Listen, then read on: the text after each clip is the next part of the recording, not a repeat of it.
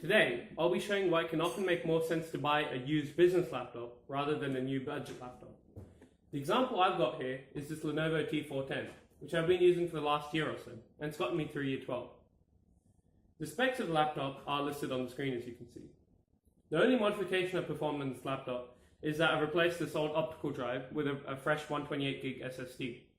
Apart from that, the laptop is bone stock, and it's running a fairly broken-in install of Windows 10. This particular model can be had for well under $200 on eBay. While a desktop may be a better choice for many users, others will prefer a laptop for the flexibility to take it with them on trips. While a seasoned traveler may prefer something even lighter and with better battery life, the average user may leave their laptop at home most of the time and only take it with them occasionally. Now, let's lay out some basic tasks that users can expect to be able to do with their computer. These are browsing internet with, let's say, 10 tabs, watching YouTube in HD, typing up documents, and even some light multitasking. First, let's tackle browsing the internet. This is handled seamlessly by the Lenovo, with little lag in opening or navigating the browser, even with 10 reasonable tabs open. As we can see, the laptop is fully capable of browsing the internet. In terms of interaction, the primary device we use to browse the internet is a touchpad. With both a regular trackpad and the classic track point, the old Lenovo really shines in this department. Despite having a worn touchpad, it still functions brilliantly with no weird acceleration issues, and the track point makes scrolling a breeze. The addition of business-grade features such as a track point really adds to the case of buying a used business laptop over a new budget laptop. Next, we test video playback with the example of YouTube in HD.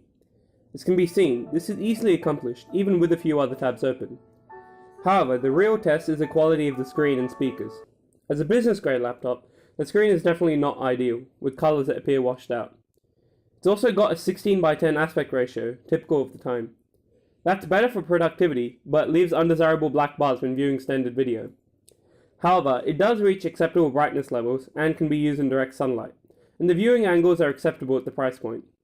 The speakers, again, are nothing special. They're a bit quiet and don't sound particularly great. However, the quality is comparable to, if not slightly better than a new budget laptop. As a business laptop, this machine really excels when it comes to typing. The keyboard is well spaced, has full-size keys and a long stroke. As a ThinkPad, the legendary keyboard is hard to match and is on par with the best membrane desktop keyboards, except for the lack of a numpad. Next, the internals of this machine are put to the test with some light multitasking. To get some perspective first, we'll run Cinebench on this laptop, and it scores 176. Now to see what this means, let's set up a fairly realistic scenario. Multiple tabs are open, including some music, and a document's being typed up. Let's even add some light gaming to this. I'll stream Geometry Dash from my desktop. As we can see, the laptop can handle some light multitasking with no issues.